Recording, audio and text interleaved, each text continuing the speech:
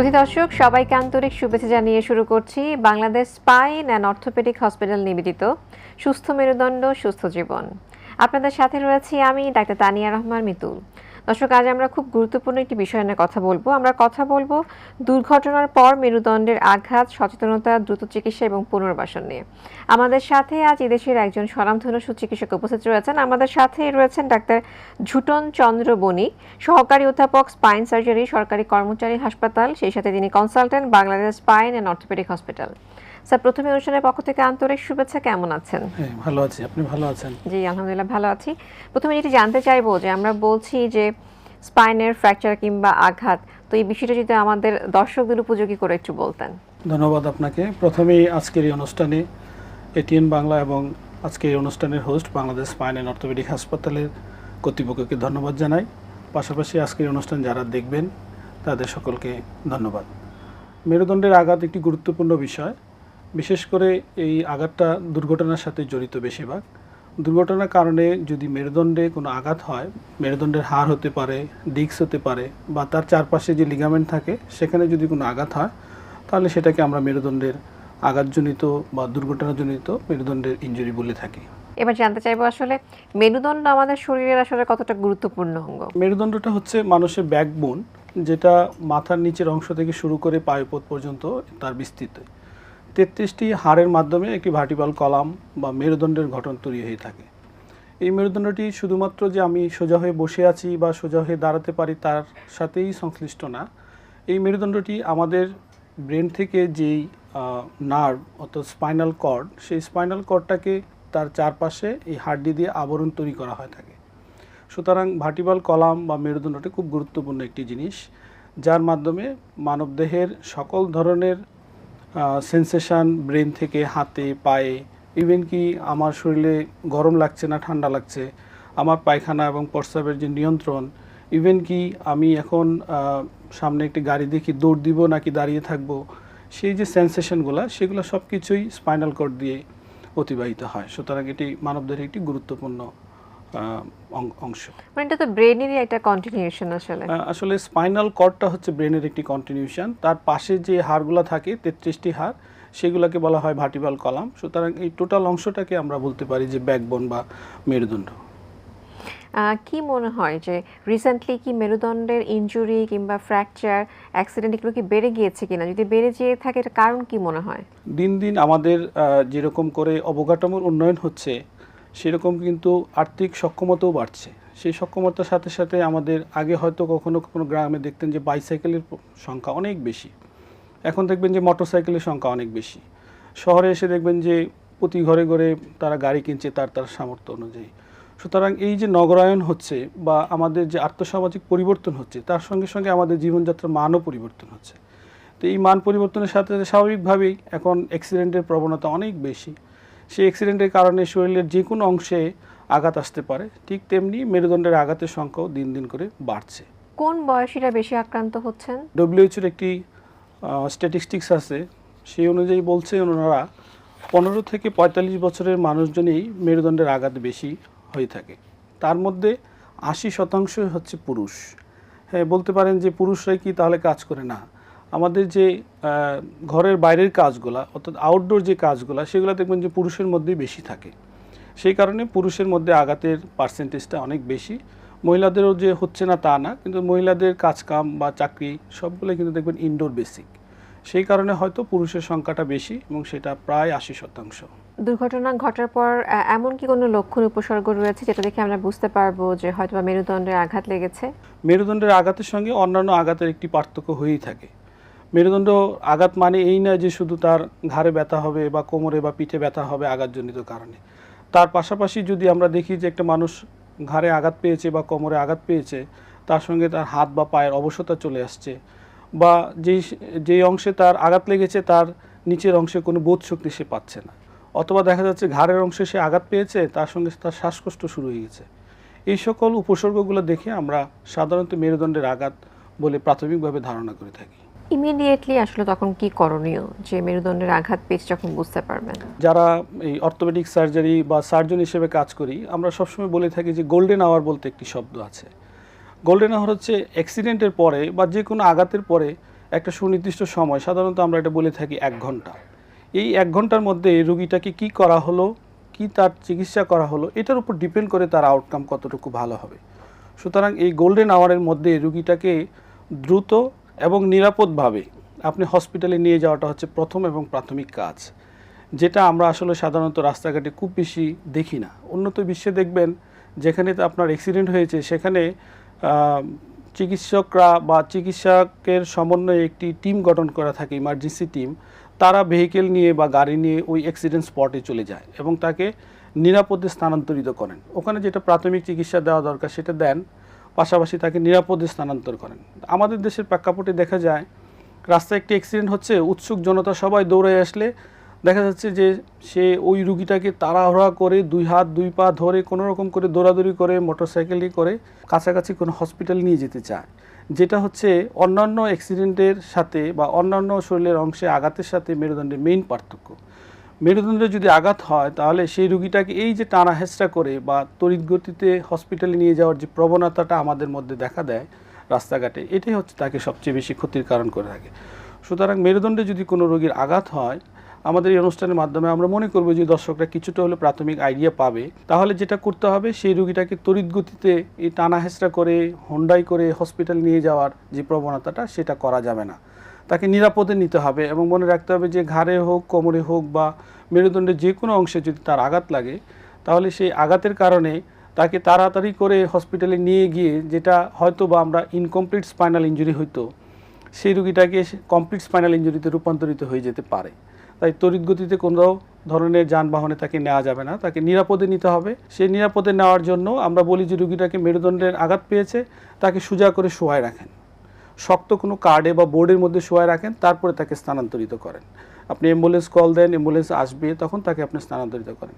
কিন্তু আপনি তাড়াতাড়ি করে গোল্ডেন আওয়ারে নিয়ে যাওয়ার জন্য হোন্ডাই করে বসাই দিলেন, তার যে ইনকমপ্লিট স্পাইনাল কর্ড ইনজুরি ছিল সেটা কমপ্লিটে রূপান্তরিত হতে পারে। সুতরাং এই সাবধানতাটা অবলম্বন করা আমাদের উচিত। আসলে বিষয়টি খুবই গুরুত্বপূর্ণ। এখন যেটা জানতে চাইবো, আসলে কোন কাজগুলো করা যাবে না যখন স্পাইনাল কর্ড কিংবা ইনজুরি কিংবা ফ্র্যাকচার যাই হোক না কেন, মানে করা যাবে না এমন কি রয়েছে? মেরুদণ্ডে যদি আঘাত হয় তাহলে মেরুদণ্ডটাকে আমরা বলছি প্রথম দিকেই যে মেরুদণ্ডের একটি হাড়ের অংশ থাকে, হাড্ডি, তার ভিতরে থাকে একটি স্পাইনাল কর্ড। তাহলে যদি আমরা ধরে নিই অ্যাক্সিডেন্টের কারণে তার মেরুদণ্ডের হাড়ে ক্ষয় হয়েছে বা হাড়ে ভেঙেছে, সেই ভাঙাটা ধরেন অল্প একটু ভেঙেছে, কিন্তু যদি দেখা যায় যে তার আশেপাশে যারা তাকে উদ্ধার করতে আসছে বা তাকে সাহায্য করতে আসছে, তারা যদি তড়িৎ গতিতে তাকে নিয়ে যেতে চায়, তাহলে যেটা হবে, এই যে অল্প একটু হাড় ভেঙেছে সেটা আরও বেশিতে পরিণত হতে পারে। হয়ে কি হবে, এই যে স্পাইনাল কর্ড আমরা একটা ক্যানেলের সাথে তুলনা করি, স্পাইনাল কর্ডের মাঝখানে যে স্পাইনাল নার্ভটা থাকে, স্পাইনাল কর্ডটা থাকে ভার্টিব্রাল কলামের ভিতরে, সেটা কিন্তু আঘাত হতে পারে, যেটা হয়তো বা প্রথম দিকে আঘাত হয় নাই, কিন্তু এই তড়িৎ গতির কারণে সেটা কমপ্লিটে পরিণত হতে পারে। তাই আমরা বলবো যে আপনি একটি অ্যাক্সিডেন্ট হয়েছে, তাকে একটু চেষ্টা করেন নিরাপদে স্থানান্তরিত করতে, তাকে শক্ত কোনো একটা বোর্ডের উপর শোয়াই দেন, বা যদি কাছাকাছি কোনো হসপিটাল থাকে ওখান থেকে একটা স্ট্রেচার নিয়ে আসেন, এসে তাকে স্ট্রেচারের উপর তুলে নেন, তারপরে তাকে নিরাপদে স্থানান্তরিত করেন। অর্থাৎ তাড়াহুড়া করে কোনো কিছু করে তাকে দ্রুত কোনো চিকিৎসা করতে দেওয়া যাবে না। আমি অন্যান্য হাতে বা পায়ে যদি কোনো আঘাত আসে, আমরা হয়তো দেখি বুঝি যে এটা ভেঙে গেছে, তো মেরুদণ্ডের ক্ষেত্রে চেক করার কিছু নাই। আপনি যদি চিকিৎসক না হন যে ওখানে দেখি তো ধরে মেরুদণ্ডটা আঘাত পাইছে কিনা, তাতে কি হবে যে অল্প আঘাতটা বেশি আঘাতে পরিণত হতে পারে। তারপরে আমরা কি বলবো যে ওখানে কোনো মালিশ করা যাবে না, আপনার এই অল্প একটু মালিশে বা বরফ সেক দেওয়া যাবে না, বা কোনো কিছু দিয়ে ওখানে আপনি কিছু করতে গেলেন, সেটা কিন্তু অল্প আঘাতটা বেশি আঘাতে রূপান্তরিত হতে পারে। এই পর্যায়ে জানতে চাইবো যে হাসপাতালে নেওয়ার পর আসলে কিভাবে কনফার্ম হব যে আসলে রোগী মেরুদণ্ডে আঘাত লেগেছে? আমি আজকে যে হসপিটালের সৌজন্যে এখানে আপনার সঙ্গে কথা বলছি, Bangladesh spine and orthopaedic hospital, এটি বাংলাদেশের মধ্যে একটি লেভেল 1 ট্রমা সেন্টারের কথা আমরা বলি। অর্থাৎ 24 ঘন্টা আপনি এখানে যে কোনো ধরনের ট্রমা সার্ভিস আপনি পান। তাহলে আপনি যদি রুগীটাকে একটি স্পেশালাইজড ট্রমা সেন্টারে নিয়ে যেতে পারেন, তাহলে এই রুগীটাকে চিকিৎসকরা ইমার্জেন্সি টিম অ্যানালাইসিস করে বা অ্যাসেস করে তার মেরুদণ্ডের আঘাত হয়েছে কিনা সেটা রুগীর কাছ থেকে তথ্য শুনে কিছু এক্সামিনেশন করে যেমন আইডিয়া পাবেন। পাশাপাশি এখন আমাদের অনেক স্পেশালাইজড পরীক্ষা নিরীক্ষা চলে আসছে, রুগীটার একটি এক্স-রে করা, প্রয়োজনে তার সিটি স্ক্যান করা বা এমআরআই করা, এগুলা করে আমরা মেরুদণ্ডের কোন অংশে তার আঘাত হয়েছে সেটা আমরা কনফার্ম করতে পারবো। এবং সেই অনুযায়ী আমরা দ্রুত চিকিৎসা শুরু করতে পারবো। এই যে X ray, CT scan, MRI, তিন ধরনের পরীক্ষা, আসলে পরীক্ষাগুলোর পার্থক্যটা কি? এক্স রে আপনি জানেন যে রঞ্জনরেশি, এই এক্স রের মাধ্যমে আমরা আমাদের শরীরে যে হাড়ের অংশ অর্থাৎ বোনস, সেই বোনসগুলো খুব ভালো দেখি এবং সেই বোনস দেখার জন্য কিন্তু আমরা এক্স রে করি। এবং এই যে এক্স রেটার একটা নির্দিষ্ট রেজুলেশন আছে, সেই রেজুলেশন দিয়ে আমরা হাড়গুলো কতটুকুভাবে দেখতে পারবো সেটা আমরা বুঝতে পারি। এবং সাধারণত এক্স রেতে আমরা একটা হাড়ের দুইটা গঠন দেখতে পারি, অর্থাৎ 3 ডাইমেনশনাল কোনো গঠন দেখতে পারি না। সিটি স্ক্যানের সাথে একটা পার্থক্য হলো এক্স রেটার, আমি যদি সাধারণ মানুষের জন্য বলি, সিটি স্ক্যানে এই হাড়গুলো আরও ভালোভাবে দেখা যায় এবং এটা 3 ডাইমেনশনাল পিকচার আমরা দেখতে পারি। সুতরাং এক কথায় যদি বলতে চাই, এক্স রে থেকে সিটি স্ক্যানে আরও ভালোভাবে হাড্ডিগুলো ভালো করে বোঝা যায়।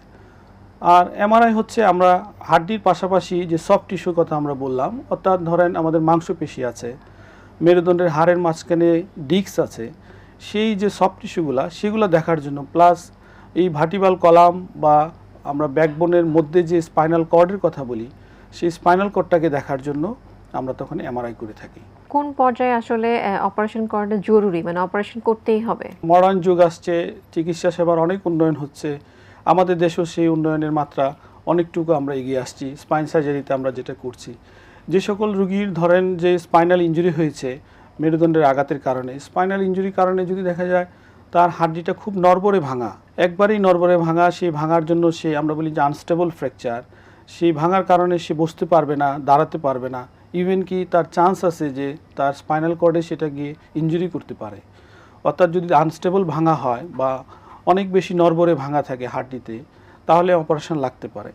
যদি তার নার্ভের উপরে অর্থাৎ স্পাইনাল কর্ডের উপরে বা রুটের উপরে এই আঘাতের কারণে গিয়ে অনেক বেশি প্রেশার, সেই প্রেশারের কারণে রুগীর যে অংশে আঘাত লেগেছে সেই অংশ থেকে নিচের দিকের অংশে তার বোধশক্তি চলে যাচ্ছে, পা ঝিনঝিন শিনশিন করছে বলতেছে, সেই আঘাতের কারণে আমরা আগেও বলেছি যে আমাদের যে প্রস্রাব পায়খানা সেটা কন্ট্রোল করে আমাদের সেই নার্ভাস সিস্টেম, তার পায়খানা প্রস্রাব আনকন্ট্রোল হয়ে গেছে, তার শ্বাসকষ্ট হচ্ছে মেরুদণ্ডের আঘাতের কারণে। সেটা কেন হচ্ছে? ধরেন মেরুদণ্ডের হাড় ভেঙে নার্ভের উপরে স্পাইনাল কর্ডের উপর প্রেশার তৈরি করছে, তখন আমাদের আসলে অপারেশনের দিকে যেতে হয়। খুব সুন্দর বলেছেন। অনুষ্ঠানের এই পর্যায়ে আমরা ছোট্ট একটি বিরতিতে যাচ্ছি। সুধী দর্শক, আপনারা দেখছেন Bangladesh spine and orthopaedic hospital নিবেদিত সুস্থ মেরুদণ্ড সুস্থ জীবন। অনুষ্ঠানের এই পর্যায়ে আমরা ছোট্ট একটি বিরতিতে যাচ্ছি, আশা করছি আমাদের সাথেই থাকবেন।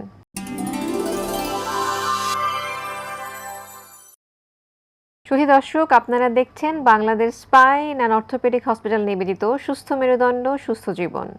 বিরতির পর ফিরে যাচ্ছি মূল আলোচনায়। স্যার, এবার জানতে চাইবো যে স্পাইনের সার্জারি কতটা নিরাপদ, কি ধরনের আধুনিক প্রযুক্তি আপনারা ব্যবহার করছেন? মেরুদণ্ডে আঘাত যেমন মানুষের মধ্যে একটি আতঙ্কের প্রশ্ন, ঠিক তেমনি মেরুদণ্ডে অপারেশন করব সেই কথাটা শুনে জনমনে একটি আতঙ্ক তৈরি হয় যে মেরুদণ্ডে কি অপারেশন হয় কি না। মেরুদণ্ডের অপারেশন অনেক যুগ ধরেই দেশে এবং বিদেশে চলে আসছে, আমাদের দেশেও কয়েক যুগেরও বেশি সময় ধরে মেরুদণ্ডের অপারেশন করছি আমরা। আমি বলবো যে মেরুদণ্ডের অপারেশন সম্পূর্ণ নিরাপদ। কোথায় করাবেন, কাকে দিয়ে করাবেন, সেটা হচ্ছে প্রশ্ন। মেরুদণ্ডে আঘাত লাগলে তার অপারেশন ক্ষেত্রে বিশেষে যখন প্রয়োজন হবে তখন আপনাকে এটা করতে হবে। এবং মেরুদণ্ডের অপারেশনগুলোর এখন অনেক বেশি আধুনিক পদ্ধতি আমাদের দেশেও ছোঁয়া লেগেছে। আমরা এখন ধরেন অপারেশন রুমে এক্সরে দেখে দেখে যে অপারেশন করি, আমরা এটাকে বলি একটা সিয়াম মেশিন। সেই সিয়াম মেশিন দিয়ে মেরুদণ্ডের কোন অংশে আপনি আঘাত হয়েছে বা কোন অংশে হাড্ডিটা ভেঙেছে সেই অংশে স্ক্রু দেওয়া, রড দেওয়া, প্লেট দেওয়া, যে ধরনের যন্ত্রপাতি লাগুক সেগুলো দিয়ে আমরা মেরুদণ্ডটাকে এখন স্টেবল করতে পারি। সুতরাং এটি একটি আধুনিক অপারেশন পদ্ধতি, যে আমি অপারেশন টেবিলে রুগীকে রেখে এক্সরের মতো করে একটি মেশিন আছে, সেটাকে সিয়াম মেশিন বলে। সেই মেশিন দিয়ে দেখে দেখে আমি মেরুদণ্ডের অপারেশন করতে পারি। আপনি জেনে অবাক হবেন যে এই সিয়াম মেশিন যখন ছিল না, তখন আমাদের যারা শিক্ষক বা মেরুদণ্ডের প্রথম দিকে বাংলাদেশে যারা সার্জারি শুরু করলেন, ওনারা কি করতেন, এই এক্সরে মেশিন নিয়ে আসা লাগতো অপারেশনের রুমে, নিয়ে এসে একটা করে স্ক্রু দিত, একটা করে এক্সরে করতেন, করে সেই এক্সরেটা নিয়ে আবার সেই ওয়াশরুমে চলে যাওয়া লাগতো যেখানে এক্সরে ফিল্ম ওয়াশ করা হয়, নিয়ে আবার দেখতেন। অর্থাৎ আগে একটি রুগীর অপারেশন করার জন্য যেমন ঘন্টার পর ঘন্টা সময় লাগতো, এই টেকনোলজির অভাবে সেই টেকনোলজিটা আমাদের এখন হাতের নাগালে সুতরাং এগুলোর কারণে কিন্তু অপারেশন পদ্ধতি অনেক সহজ হয়ে গেছে, যেগুলা রোগীদের জন্য অনেক নিরাপদ, এবং এটা আমাদের দেশে খুব প্রতিনিয়তই হচ্ছে। আমি বলবো যে মেরুদণ্ডের অপারেশন এখন খুব বেশি ভয়ের কারণ নেই। অপারেশনের পরে কি রোগী আবার আগের মতো করে হাঁটা চলাফেরা করতে পারবেন কি? এটি যদি এক কথায় উত্তর দেন, সেটি আসলে রোগী অপারেশনের পরে হাঁটা চলা স্বাভাবিক হওয়া সম্ভব। এখন আপনার রোগীটা আপনি কি পর্যায়ে রিসিভ করেছেন তার উপর ডিপেন্ড করছে। কারণ আপনি অপারেশনের সময় রোগীটা কি পর্যায়ে পেয়েছেন, আপনি অ্যাক্সিডেন্টের সময় রোগীটা কি পর্যায়ে পেয়েছেন। আপনার অ্যাক্সিডেন্ট সময় রোগীটা দেখা গেল যে তার unstable fracture, total complete paralysis হয়ে গেছে, সেই রোগীটার ক্ষেত্রে আউটকাম কেমন হবে সেটার উপর ডিপেন্ড করছে। স্যার, এরপরে জানতে চাইবো যে চিকিৎসা তো হয়ে গেল, অপারেশন হয়ে গেল, তারপরে পুনর্বাসন ফিজিওথেরাপিটা কতটা গুরুত্বপূর্ণ? এটি একটি গুরুত্বপূর্ণ অধ্যায় চিকিৎসা সেবায়, ফিজিওথেরাপি। আপনি অপারেশন করে দিলেন, যেমন ধরেন আমি যদি একটু উদাহরণ দিতে চাই, সেটা হলো ধরেন মেরুদণ্ডের ইনজুরি আমরা দুইটা ভাগে ভাগ করলাম, একটা কমপ্লিট স্পাইনাল কর্ড ইনজুরি, একটা incomplete spinal cord injury. Incomplete spinal cord ইনজুরির ক্ষেত্রে অপারেশন করলে রোগীর একটা নির্দিষ্ট সময় পরে তার পূর্ণাঙ্গ রূপে তার স্বাভাবিক অবস্থায় ফিরে আসার সম্ভাবনাটা বেশি থাকে। কিছু কিছু ক্ষেত্রে কমপ্লিট স্পাইনাল কর্ড ইনজুরির ক্ষেত্রে, অর্থাৎ রোগীর যেখানে ভেঙেছে তার নিচের অংশ থেকে পুরা প্যারালাইজড, তারপরও আমাদের অপারেশন করতে হয়। কেন?